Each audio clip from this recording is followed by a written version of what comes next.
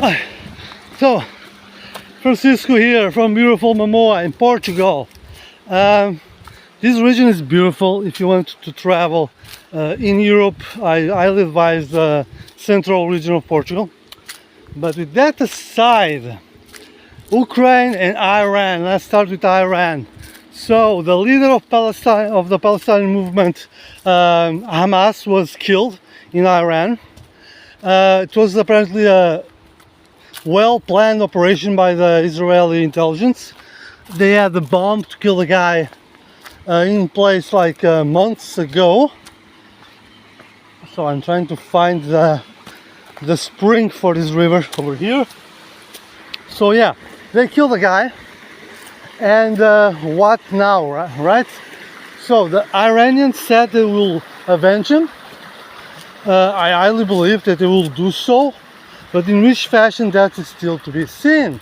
There's a certain fear that this may start World War III, because the Americans and the Allies already have some additional troops in the region to defend Israel from the Iranian response.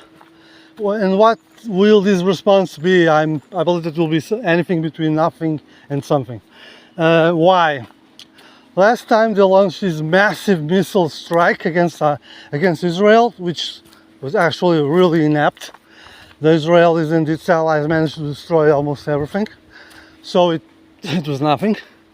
However, the Iranians already said that it will be different this time. They will launch drones and missiles, and will also send troops to do certain strikes here and there. It will be a multi-pronged operation.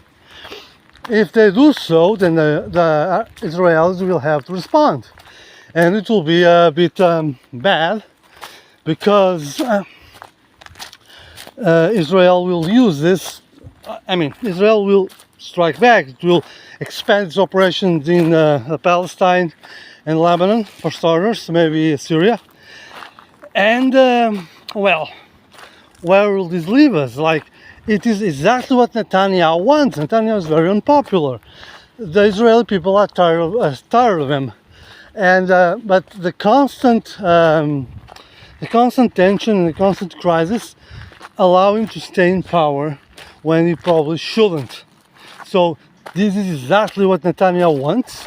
The Iranians know this, and the Iranians are going to exploit this, because they also need it. They also need an excuse to stay in power, because the Iranian people are tired of their government too. So it is like a codependence. They hate each other, but they know they need each other. So if they start fighting, it will be something that they can use and abuse for their own goals. Both Netanyahu in Israel and Iranian Ayatollahs in Iran. So that they may either make an inept drone strike or do something worse. We will see.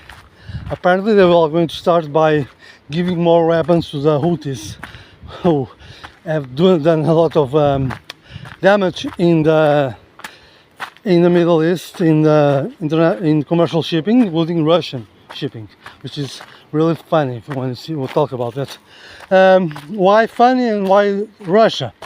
Well, in Ukraine, we have the continued situation from last time. So the Ukrainians are fighting, are killing a lot of Russians, but they're also being forced to pull back from the front line, because the Russians are just spending lives to try to make any advance. It is being a bloodbath of the worst kind. The Russians are forced to use either equipment from the 40s and the 50s or North Korean equipment.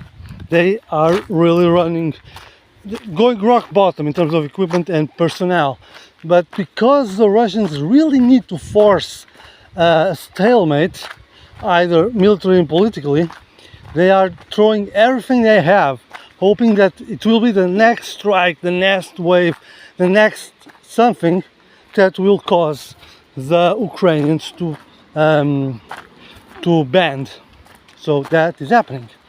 In the meanwhile, the Ukrainians have received new air defense equipment The F-16s have been there for a few weeks. It is now official. So that's the situation right now. I don't think the Ukrainians will fold. So the Russians are just throwing bad after worst and hoping for the best. Let's see what will happen.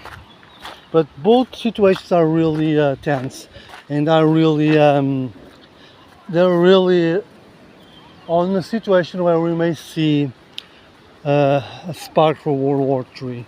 And I know that saying this sounds a bit either pessimistic or even clickbaity to say this, but the truth is that the inept answer from the West, the fear of escalating from the Western leaders, while the Eastern leaders have no fear of doing that and just throwing lies as if they are worth nothing, is allowing